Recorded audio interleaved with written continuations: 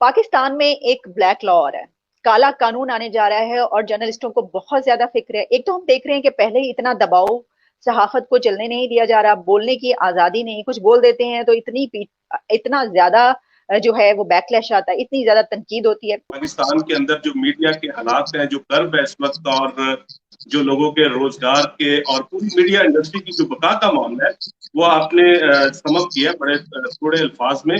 और जो रहती कसर थोड़ी सी बाकी बची हुई है, तो मौजूदा जो गवर्नमेंट है वो चाहती है कि कोई ऐसा लॉ लाया जाए जिसके तहत जो है वो बिल्कुल जो है ना बंद कर दिया जाए, बिल्कुल जो होता है शिकंजा टाइट कर दिया जाए कि किसी तरह की सहाफी जो है वो पर न मार सके, और किसी किस्म की जो एंटी गवर्नमेंट खबर है या जो खबर वो नहीं चाहते, जो उनको पसंद नहीं है, वो ऑनर हो सके। पाकिस्तान के अंदर देखना यह है कि जब भी डिक्टेटरशिप आती है मुल्क में, जनरल अयूब खान के जमाने से, तो उस वक्त सबसे पहले मीडिया पे जो है बंदिशें लगाने का सिलसिला शुरू किया जाता है, और जो प्रोग्रेसिव, लिबरल, मॉडरेट और लेफ्ट के अखबार थे, पाकिस्तान टाइम हो या इमरोज हो, इन सबको जो है वो गवर्नमेंट ऑन कर लेती है और प्रेस बना देती है, और प्रेस एंड पब्लिकेशन ऑर्डिनेंस आ जाता है।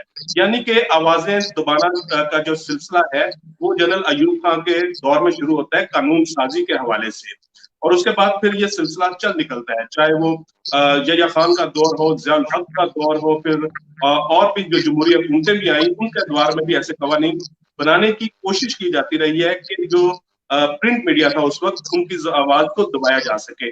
पाकिस्तान के अंदर जब जनरल परवेज मुशर्रफ के दौर में इलेक्ट्रॉनिक मीडिया आता है, और ये हमने एक जो ट्रीटीज भी साइन किए होते हैं, उसकी वजह से भी पाकिस्तान के अंदर जो हमें उस वक्त आजादी बाहर नजर आता था, वो वजूहत थी। तो फिर 3 नवंबर 2007 को भी इमरजेंसी प्लस के नाम पर मीडिया की जुबान बंदी की जाती है और तमाम चैनल्स को ऑफ एयर कर दिया जाता है, क्योंकि वो जनरल परवेज मुशर्रफ जो खुद दावा करते थे कि वो फ्रीडम ऑफ स्पीच के, फ्रीडम ऑफ प्रेस के जो बहुत बड़े लंबरदार है, तो वो खुद गला दबाते हैं क्योंकि उनकी गवर्नमेंट पर तनकीद होती है। अहमद मीर थे जो एक बड़े न्यूज चैनल जियो न्यूज के, उन पे कराची पे उन पे जब हमला होता है, तो उसके बाद से हम देखते हैं कि जो ताकतवर हल्के हैं वो कहते हैं कि हमें ये जो मीडिया की ताकत है ये काबिल कबूल नहीं है, पाकिस्तान का वाइब्रेंट मीडिया हमें काबिल कबूल नहीं है। पाकिस्तान का जो मॉडल है वो चाइना मॉडल होगा, या थाईलैंड का जो मॉडल है, वहां पे चंद एक टीवी चैनल्स बाकी रह जाएंगे, और वो भी होम्योपैथिक स्टाइल में खबरें दिया करेंगे। ये जो बोलने की आजादी पर कदर लगाई गई, इसको ये कि आप क्या समझते हैं कि सिर्फ ये हुकूमत ही ये काम करी है, उसको बहुत मुश्किलात पेश आ रही हैं?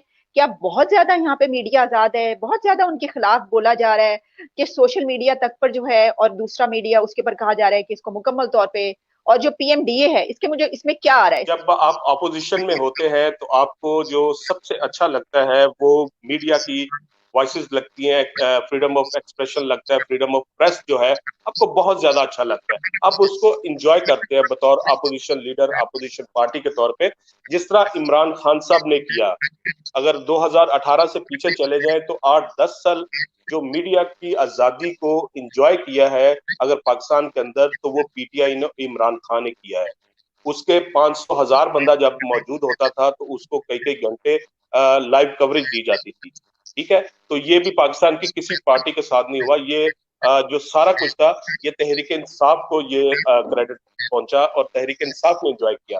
लेकिन जब आप हुकूमत का हिस्सा बन जाते हैं, हुकूमत में आ जाते हैं, तो फौरी तौर पे आपकी तरजीहात तब्दील हो जाती हैं और आपकी जो वो आइडियोलॉजी है वो कहीं दूर चले जाती है। और मीडिया जब आपसे तनकीद करता है, जब आपसे सवाल करता है, तो आपको तकलीफ पहुंचना शुरू हो जाती है। कहते हैं ये तो वही मीडिया है जो दिन रात मेरी सनाख्वानी करता था, आज ये मीडिया मुझसे सवाल पूछ रहा है, आज मीडिया मुझे ये बता रहा है कि मुल्क के अंदर गुर्बत बहुत ज्यादा हो गई है, महंगाई बहुत ज्यादा बढ़ गई है, अद्वियात की कीमतें जो है वो कई गुना बढ़ गई हैं, और इसके साथ साथ मुल्क के जो हालात है वो कदरे पहले से ज्यादा खराब हो चुके हैं।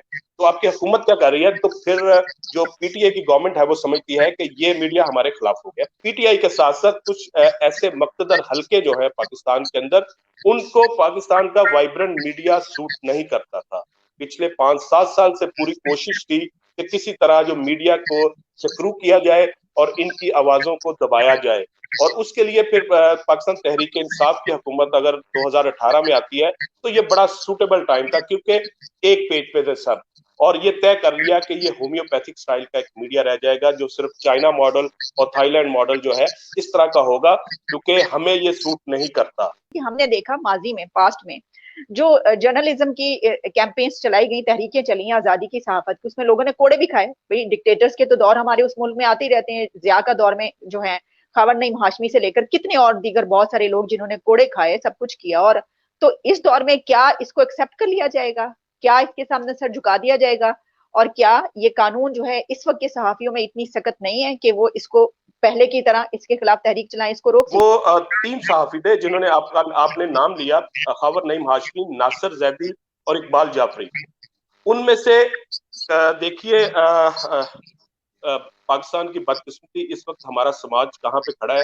ناصر زیدی صاحب ہے جو دوسرے صحافی ہیں جنہوں نے ضیاء الحق کے ڈکٹیٹرشپ کے دور میں کوڑے کھائے اور کئی سال جیل کاٹی. وہ آج تک جدوجہد کر رہے ہیں, ابھی بھی وہ جو 70+ ہیں اور آج بھی جدوجہد کر رہے ہیں. Pakistan federal union of journalist کے وہ جنرل سیکرٹری ہیں, اسلام آباد بیسڈ ہے. ابھی 2 روز قبل قائمہ کمیٹی میں, قومی اسمبلی میں مختلف صحافتی تنظیمیں اور ارکان پارلیمنٹ اور فواد چودھری صاحب اور اس کے ساتھ ساتھ صحافی نمائندے شریک تھے. یہ اسی پی ایم ڈے بل کے حوالے سے اور آزادی اظہار کے حوالے سے, اور جو جرنلسٹ جن پہ قاتلانہ حملے ہوئے اور جو جن پہ تشدد ہوا وہ سارے کیسز کے حوالے سے. وہاں ناصر زیدی صاحب بھی موجود تھے جن کا آپ نے ذکر کیا, جنہوں نے کوڑے کھائے. تو فواد چودھری صاحب, جب ناصر زیدی صاحب نے سوال کیا تو انہوں نے کہا آپ اپنا تعارف کرا دیں, میں آپ کو جانتا ہوں, آپ ہیں کون؟ پاکستان کا federal minister for information and broadcasting وہ ناصر زیدی کو نہیں جانتا. وہ یہ کہتا ہے کہ آپ کون ہیں, اپنا تعارف تو کرائیں. تو یہ ہمارے لیے یہ حالانکہ اب آپ یہ دیکھیے, اب آپ یہ اندازہ کیجئے کہ فواد چودھری ہمارے لیے شرم کا مقام ہے. تمام جرنلسٹوں سے بڑے ان کانٹیکٹ رہتے ہیں, بہت بڑے اچھے تعلقات ہیں, وہ جانتے ہیں. عالیہ وہ جانتے ہیں ناصر زیدی کو, ایسی بات نہیں ہے, وہ پہچانتے ہیں. لیکن ان کی منافقانہ رویے کا عالم دیکھیے کہ وہ کہتے ہیں کہ آپ اپنا تعارف تو کرائیں.